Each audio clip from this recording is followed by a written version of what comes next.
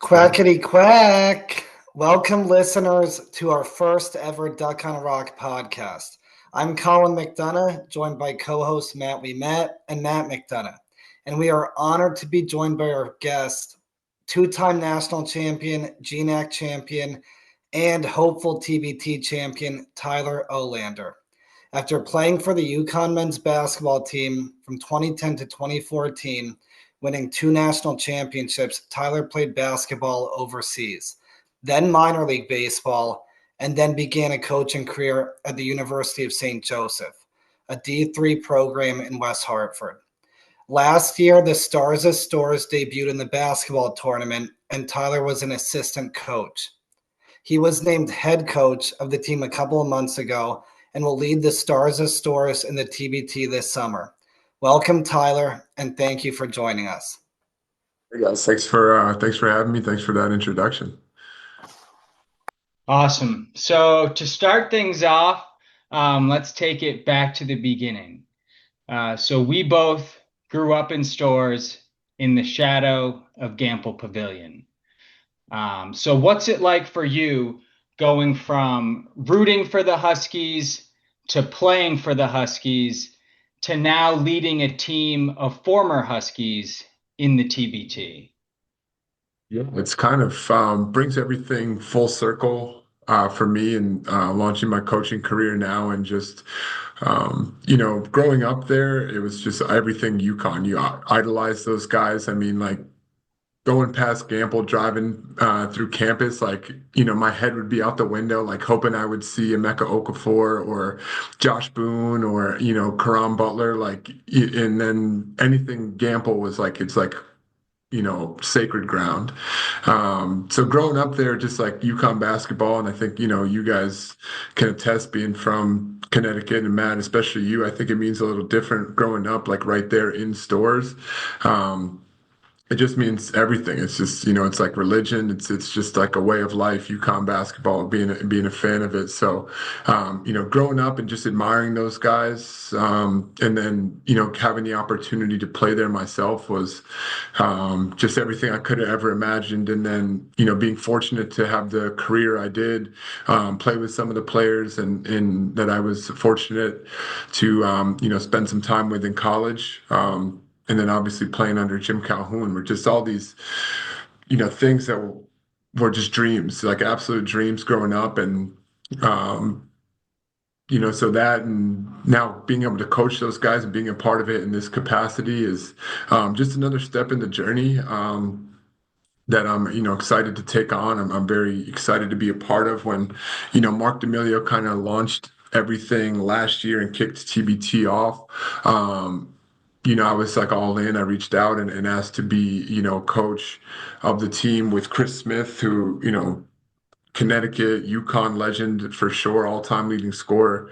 So that was just an unbelievable experience. And so it really just brings everything full circle from, fandom to, being there as a student athlete, a player, and now, coaching an alumni team of guys who I played with, last year, guys who I, watched and Jeff Adrian and Jerome Dyson to, guys who I watched, after my career and had a lot of success and, RJ Cole and Joey Calcaterra.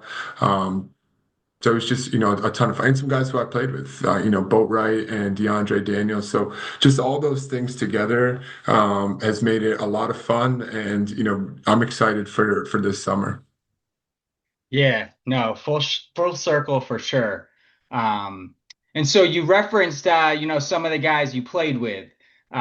So you were a freshman on the 2011 title team, and then a veteran leader on the 2014 team. Two seasons that UConn fans will never forget. So what moments from those runs stick out to you? And not just the games, but maybe the moments behind the scenes that fans may not be exposed to. I think those years, especially like my freshman year, kind of set it off for like the rest of my career and kind of like what I'm trying to bring to like coaching now and what I'm trying to create at USJ and sort of with the TBT as well. It was just like the basketball culture. Like behind the scenes, we had a bunch of freshmen. We had Kemba, Alex, Oriaki, Chuck, Kwandu, D-Bev, Jamal. Coombs McDaniel, and just guys who like loved to be in the gym. We had a group of guys who were like in there early, guys who were out there like late at night in the gym working. Like anytime that you went into Gamble, because that's all that was there at the time. Like we didn't have the new practice facility. There were like people working. We had just like dedicated coaches, super dedicated strength coach, trainer, James Dorn, who's still there. Like just awesome, awesome people. I think that, people get it like a little bit of a chance to see, but like when you're a part of it, you just like realize like all the work that goes into creating something special, like what UConn has become as a college program. Um, and then under like player like Kemba Walker's leadership, was just kind of like really set the tone for, definitely impacted me in my career. And I think like Shabazz and Niels, who were there at the end in 2014 as well. Like, would definitely say the same thing. Like, we just, had a great intro to college basketball right from the jump. And we saw like what just like kind of blocking out the noise and, go marching to the beat of your own drummer can do. Like, people doubted us. We didn't want to hear it. We were, probably overly confident for what we had is like a lot of freshmen. We had Kemba, obviously, who was fantastic. D-Bev and Chuck, great senior leaders, but like we were really like people did not give us any time of day at the start of the season. So just like that you can build everything with just like some passion, some hard work, and like togetherness. Um, and that's kind of like the culture, the aspect that I want to continue on. And I think with USJ and then with TBT for sure, just because those guys are all kind of cut from the same cloth, have had like similar experiences, and just were part of that UConn brand.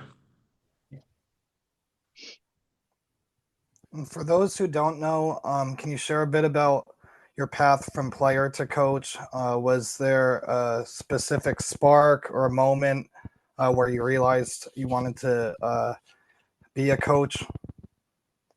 I think like I'd always wanted to be a coach. I know that like just sports in general had been such a huge part of my life growing up. Just both my parents were coaches and teachers, so they just held kind of that's just like how I grew up with coaches in the house, with parents in the house. They coached us. They were great coaches in their own right. And then, my high school coach, Ron Pyers was super well respected, well known coach in Connecticut. And then obviously, Jim Calhoun. So I've just been like surrounded by all these really great, world class people and coaches that just had this profound effect on me of like and just for my love for the game as well.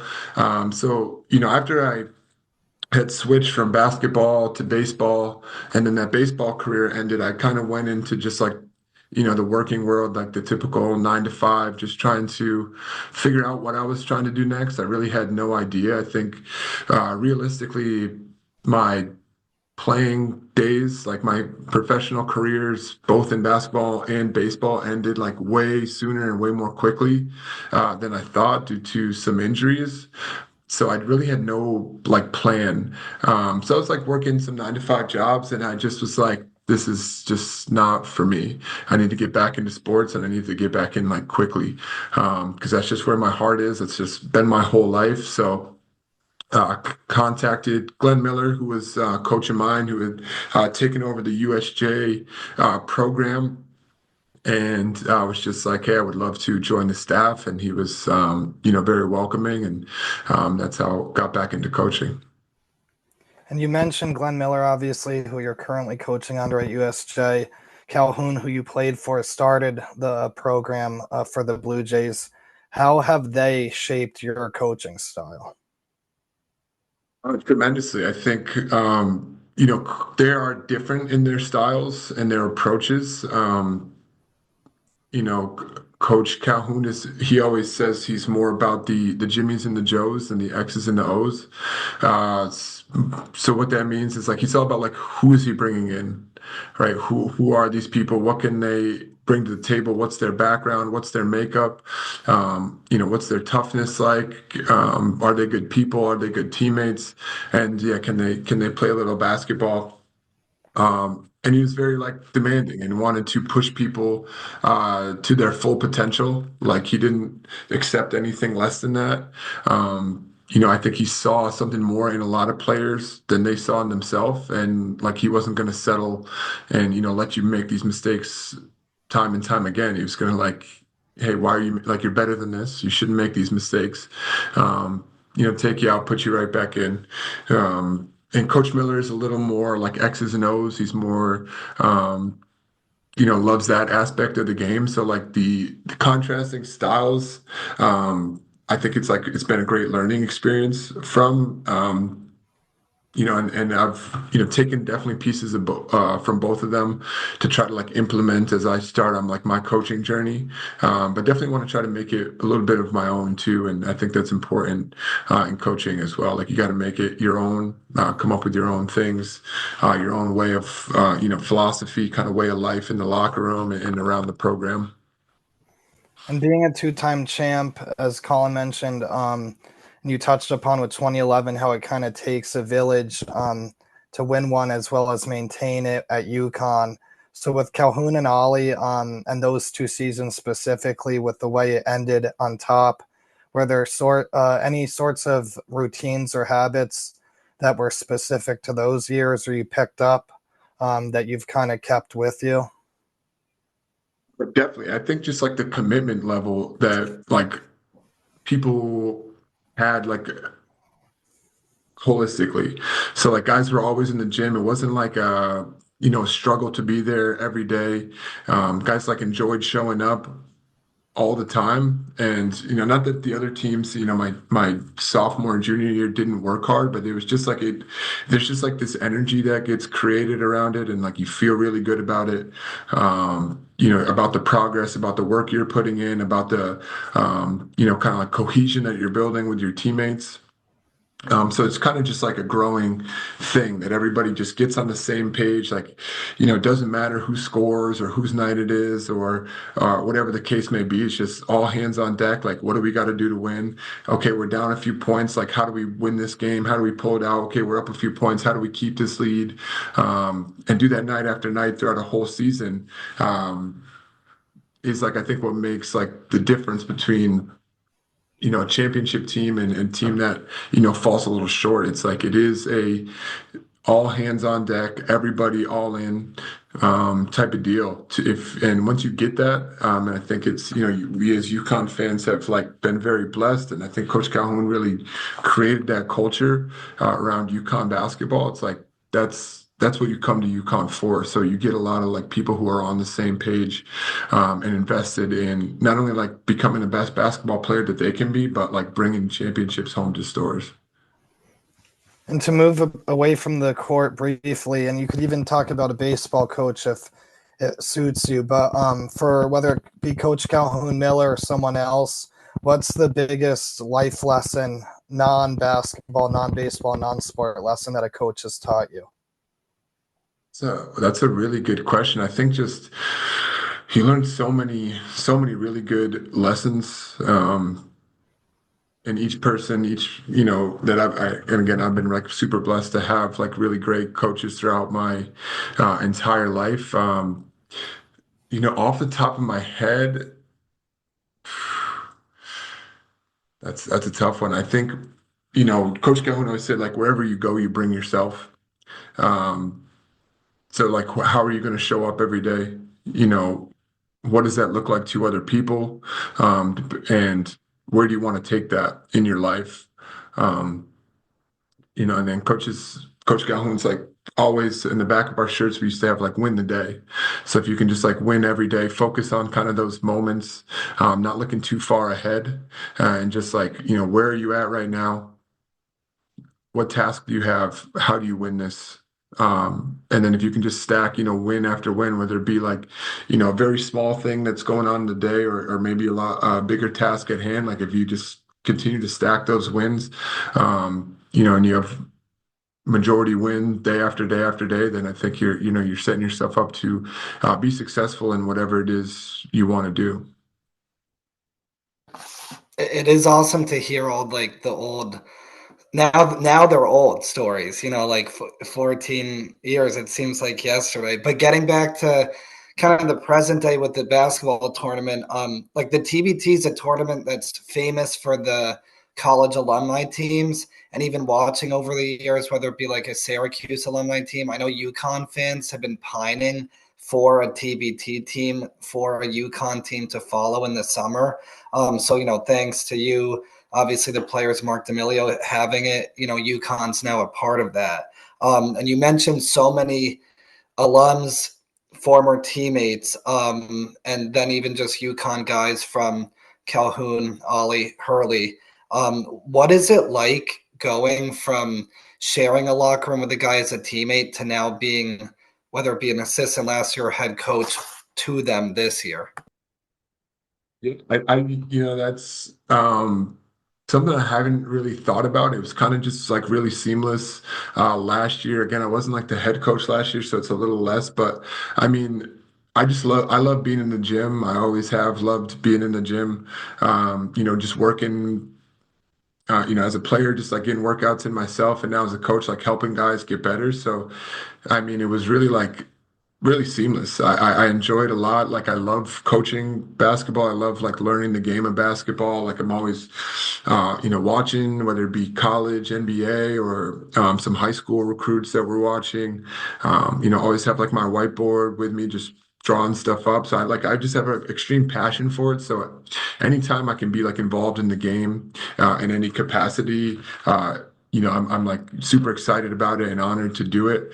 And this just allowed like me the chance to like get back on the court with like Boatwright and DeAndre Daniels and guys who I had like never thought that would happen again. I'd been retired from the game, and like what opportunity could it present? And TBT offers that. And I think we're all like-minded. Coming from UConn, it's like you go there, you get better, you try to get to the highest level that you can. Like we all went there with like NBA dreams and championship dreams and all these things.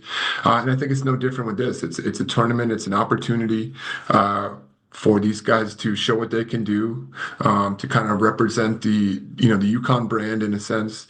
And to win a championship. So we're all on the same page. So, it's a great experience. I mean, it helps me in my coaching career for sure. Like, I'm learning a ton from these guys who have, had these great careers, a lot of them G League and overseas, and, they have all had great college careers, and they're all at different points, like in their careers. Like, we had guys like Jeff Adrian and Jerome Dyson, who were a few years before me. And then we had like Joey Calcaterra and RJ Cole, who were, recent graduates. So like these different eras, you can learn just so much. And I think they're on the same page too. I don't think like anybody thinks that they're like above anybody in any way in this. It's like all like a ton of respect coming from the UConn, just family, the UConn brotherhood that is UConn basketball. So it's been awesome. I think, I learn a ton every time I'm in the gym, and that's my approach, and I think that's theirs too. So last year you guys went 1-1, exited the tournament in a do or die situation. It is what it is, right? But going 1-1 in the first year, it's a learning experience as well. What was the main takeaway for you, and kind of the, if you want to call it like the, franchise as a whole? Yeah, I think last year we really did just get like the lay of the land in the TBT. Like, what is it about? What is to expect? What is our mentality? What's our approach? Our preparation, the little bit that we can get before. What do we have to implement? And what can we implement in such amount of time? Like strategically, X's and O's. So these are all things that we kind of were unaware of before. And Chris Smith, his son Chris Jr., and I, like we were trying to figure that out as much as we could last year, but I think we have a much better idea going into to this year. And that's like, like all like the players who you get. There's a lot that goes into it. I think so like the biggest takeaway would just be like I think the mentality and like the preparation and the little time that you have, like what can you get accomplished? For a single elimination tournament, you don't get many practices. Like, how do you, and you're going to work on it this year too. How do you get the buy-in and build chemistry so quickly in that time frame? Yeah, I think with that, the buy-in and the chemistry, again, just comes from like UConn guys. They all know each other. They all have like a ton of respect for each other. Similarly, you got to take that approach of which I mentioned on like the championship teams. Like it doesn't matter who's scoring, who's not, who's playing what minutes. I know we all want to play and score and all this, but like at the end of the day, I would rather not score and win the whole thing and be like and go out as a champion than like score and be on a team that went 0-1 or didn't win at all. So if you take like those two things, I always think that like being on and a part of like a championship team is gonna like do way more from you, and no matter what capacity your like contribution was. I mean, and you look at like Team USA, like, Steph Curry had a terrible few games, then he goes off. Like on teams like that, it can't matter. You're there for one common goal and it's to win. And I think that's what we are trying to build. I think, I don't know if you guys saw, but we named Ryan Boatwright a captain. And I can't think of anybody better who's like been fully committed, all on board, and like wants to win. So when you get a guy like that too, who's like guys respect, UConn legend, had a great career, national champion, has had a ton of success overseas. And you get a guy like him who can just come in and also like just reiterate all that. And like, hey, this is what we want to do. This is our goal. This is what we're trying to accomplish with Stars of Storrs, UConn alumni TBT. Then I think it really starts to paint a clear picture. And it's like, okay, like enough with the nonsense. Like, let's lock in and get it done. Yeah, even you've kind of been saying over the length of the podcast, right? Like because it's a UConn alumni team, because you have that common background, the leadership qualities, you kind of have that full group that's all Huskies. What else makes a good TBT player? Like, is there anything specific? Obviously, it's for the Stars of Storrs, it's UConn, but these guys are playing in this side of the world, other sides of the world. It's in the summer. Is there any other specific things that you guys look for, even availability for Stars of Storrs players in the TBT that you're looking for? Like availability is like a big one. As you mentioned, like guys are doing so many different things, and they do have careers overseas where that's their livelihood. So they got to take that into consideration. A lot of them now have like families and things. But in terms of like the makeup, I think guys who just like love to play basketball, love to compete, who are not afraid to get physical. Like TBT is a little bit of a physical league. It's like a good brand. It kind of like kind of reminds me of some Big East basketball. So that guys who want to win, I think it's really that simple. And you get a group of guys like that, and I think that's true in like anything. You get guys who are tough, want to win, want to compete, not afraid to get down and dirty, get a little physical. In basketball, like you can win, regardless of talent level. Like obviously, UConn, we got a ton of talented alumni, but like I said, they're doing different things. They have different interests in the summer. Like they're not fully committed to the TBT, and that's okay. Like I said, they have great things going on in their lives. But we do have some guys who are all about that. I think, like I said, Ryan Boatwright is like a prime example. He's just a guy who loves the hoop, loves the opportunity to compete and show what he can do. And we can get a few more guys like that, which I think we're going to. We're going to be in good shape. So when getting players to commit, what do you sell them on for this tournament? I think, obviously the prize pool, right? It's like, it's like a few weeks tournament, a few weeks of your time playing basketball, which, a lot of them like you're doing anyway, for like, a good payout. Yeah, I think that's one of the main ones. I think also just like for the fans, definitely is a big marketing point. Like the UConn fans, they have so much passion. Like they know all these guys, they want to see them on the court again, and like when would you ever get a chance to see these guys play all at the same time? It's just like eras and generations of UConn basketball that all had great success, great careers, were fan favorites, loved by this fan base to be able to come and play on the same team and like in a competitive setting. I know like a lot of it, you might get like a charity game. Here or there or something of that nature, but never in like a really competitive setting do you get to see, guys, if they didn't overlap in their 4 years, 3 years, if they 2 years, whatever their time was at UConn, like now you can see that happen. And I think that's like really cool. And just a chance to go out and play. I mean, it's good. It's a very competitive tournament in the summertime. A lot of these guys, it's towards the end of the summer, so like, they come back from their overseas season. They have time to like rest, recover, and it's like about the time that they would start ramping up and playing anyway. So I think there definitely is some good marketing to play some good basketball. Make a name for yourself. Maybe I think there is a lot of good competition, like teams flying G League guys and overseas guys. So it's a good opportunity to just go out and play ball. So aside from the basketball, when thinking about the TBT, what's something about the experience, such as travel, the team bonding, preparation, that fans may not be aware of, but would like to hear about? Yeah, I think it's a short amount of time. I think last year we kind of kicked it off with some more like events, just creating a little bit of buzz around it. This year we're just like the plan right now is to just meet in Syracuse a few days before. We're gonna rent out a gym and get a few practices in, and then like go.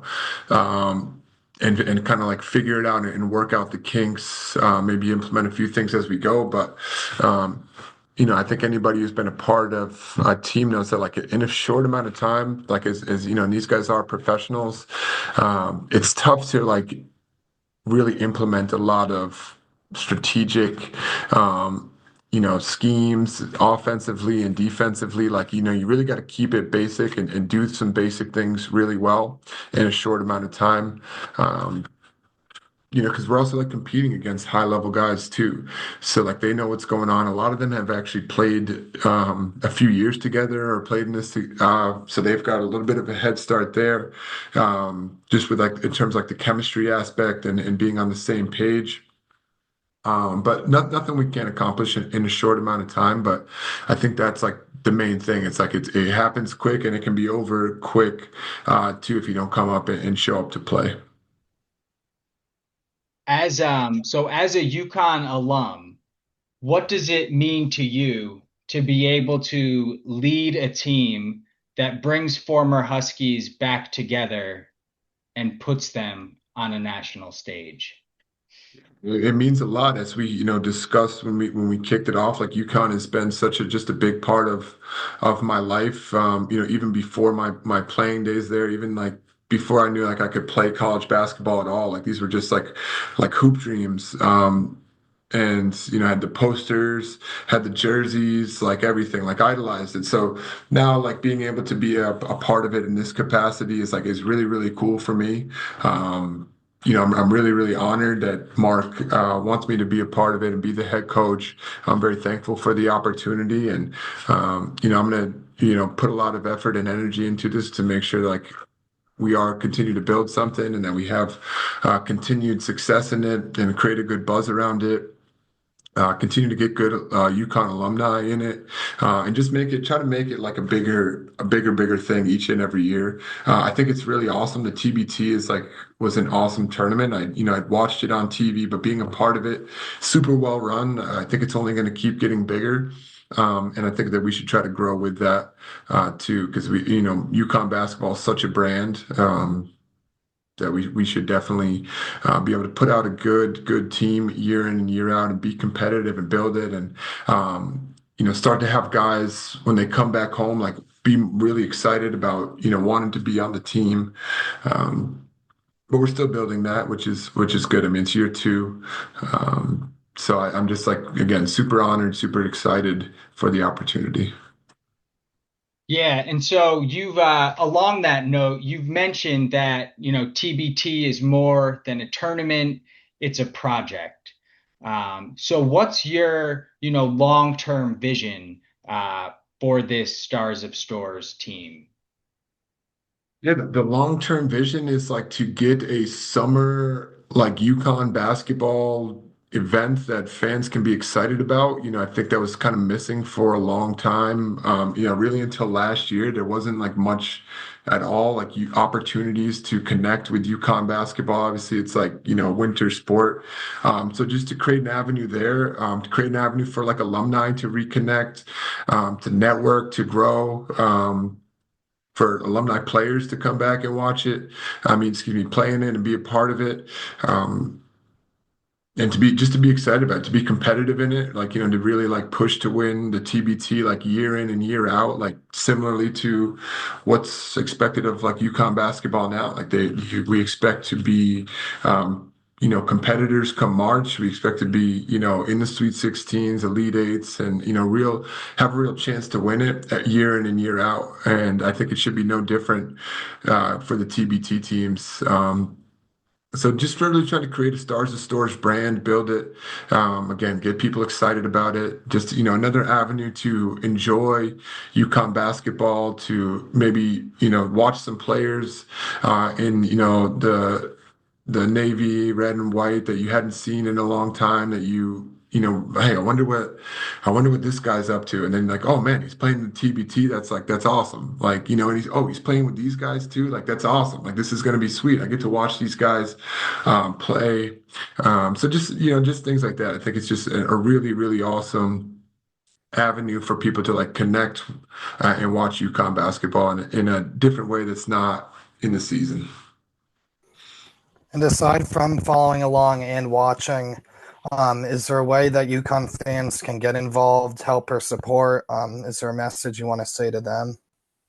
Help and support. Yeah, I mean, I think we're looking for like some business sponsorships. I think there's different packages because it is like funded. Like it's not like free tournament. You just go play like all like the travel, hotels, and things.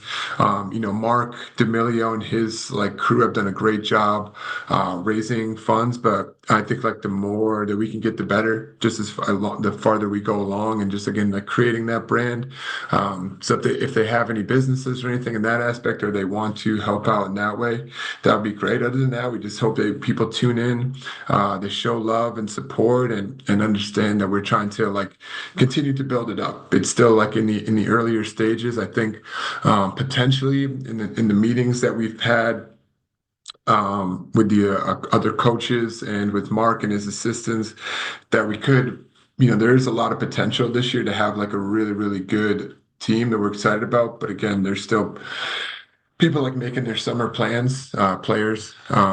So we're still working on it. We're pushing for these guys to join, and I think it could be really, really awesome this year. But again, we're looking this year and beyond to continue to add to it, to build to it. So yeah, just continued support and watch the games. If you can make it up to Syracuse and show some love up there, that would be awesome. But yeah, just the support is amazing. Great message, Tyler. And thanks so much, Tyler, for taking the time. We really appreciate it. And thank you for being our first guest on our maiden voyage here at Duck and Rock Sports.